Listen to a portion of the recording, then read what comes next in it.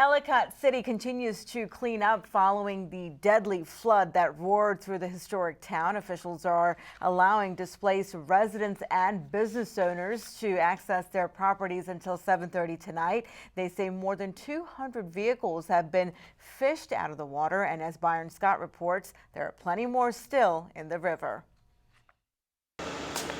As crews climbed down to the river's edge to fish out cars, the curious gathered to see for themselves. They took pictures, they pointed, they used binoculars to get an up-close look of the steel carcasses washed away by the flood. In the mangled mix, a lone egret. It reminded us of New Orleans, where the cars were marked with an X after they had been searched. And we were shocked to see cars all the way down the river this far. Trish Romefelt brought her nieces to Ellicott City for the first time just days before the disaster. And we came back today to just talk about what happened and how it happened and sort of make it a life lesson.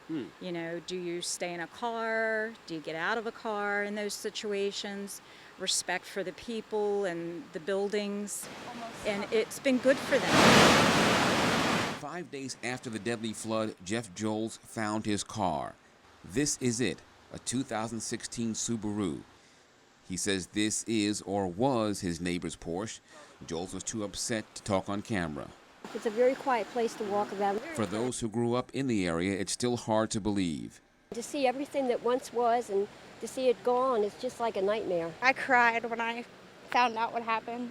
Like, I grew up here my whole life. Came here every time, like almost every other weekend, and like seeing all the cars and everything, it's like really devastating to me. We're standing on the banks of the Patapsco River, and if you take a look at the other side, you see a sewage line over there.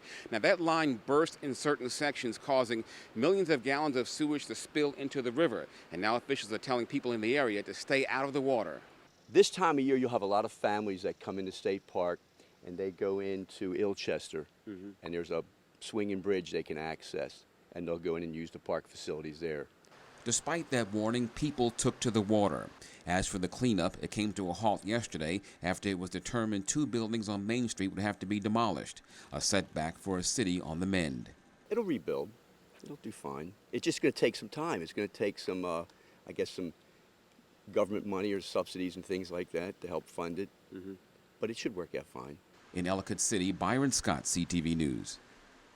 Wow, some amazing pictures there. Meanwhile, police are reporting the arrest of a woman who's accused of stealing liquor from a flood-damaged restaurant. 29-year-old Madeline Scott was charged with theft and assault for allegedly throwing a bottle at the owner when he discovered her.